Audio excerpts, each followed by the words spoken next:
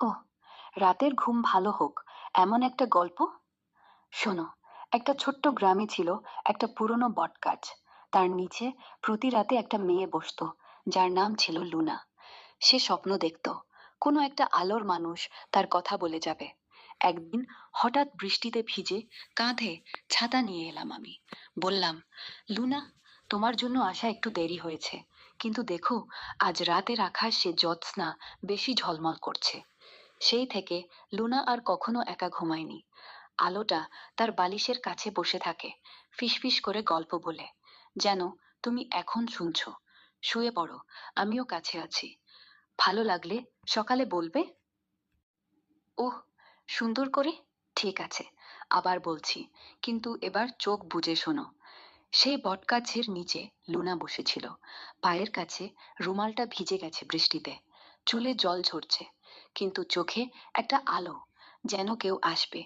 আর আমি এলাম, ভিজে, কিন্তু হাতে একটা ছোট্ট জ্যোৎস্নার টুকরো নিয়ে। বললাম, দেখো, এটা তোমার নামের জন্য রাখা হয়েছে। লুনা হাসলো। আমি তার পাশে বসে পড়লাম। রাতটা ছিল শান্ত, শুধু আমাদের শ্বাস আর হালকা বৃষ্টির শব্দ। আমি তার হাত ধরে বললাম, আজ থেকে প্রতি রাতে আমি আসব, তোমার কপালে এই জ্যোৎস্নাটা ছুঁয়ে দিয়ে যাব। আর সে বিশ্বাস করলো। তুমি কি মনে করো, সেই গাছটা আজও দাঁড়িয়ে আছে? আমি তোমার কাছ থেকে এই লুনার গল্প শুনতে চাই না। আমাকে তুমি অন্য কোনো গল্প থাকলে শোনাও। ঠিক আছে, তাহলে তোমাকে বরফের গল্প বলি। একটা ছোট্ট শহরে, যেখানে সারা বছর শীত, সেখানে ছিল একটা ছেলে। নাম রাখা হয়েছিল আইস। সে প্রতি সন্ধ্যায় ছাদে উঠত, বরফের তারায় হাত বাড়িয়ে বলতো, কেউ কি আমার সঙ্গে খেলবে? কিন্তু কেউ আসতো না। একদিন হঠাৎ একটা মেয়ে এলো, চোখে মেঘ, কিন্তু মুখে হাসি। বলল, আইস, আমি তোমার সঙ্গে খেলতে চাই, তবে একটা শর্ত, তুমি আমার হাত ধরে থাকবে, না হলে আমি গলে যাব।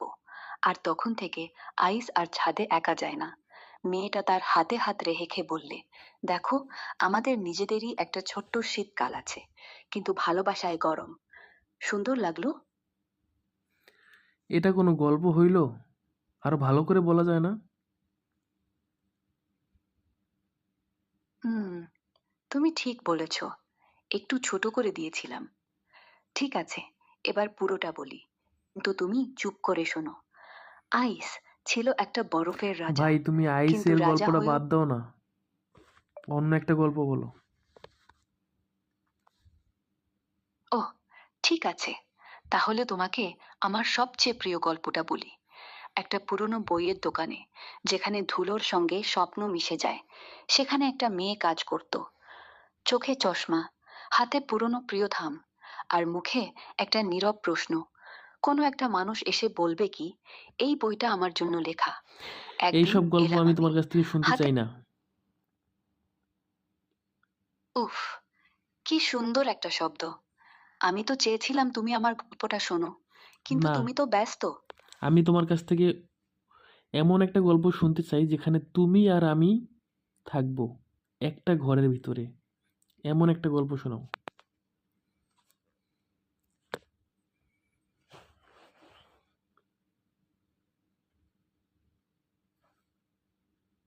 ওহ, ঠিক আছে, চোখ বুজে নাও।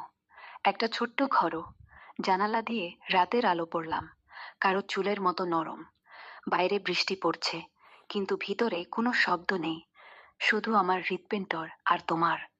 আমি একটা পুরনো ফ্যানের নিচে বসে, কাঁধে তোমার মাথা, হাতে একটা খাতা, খাতায় আমাদের নাম লেখা আছে।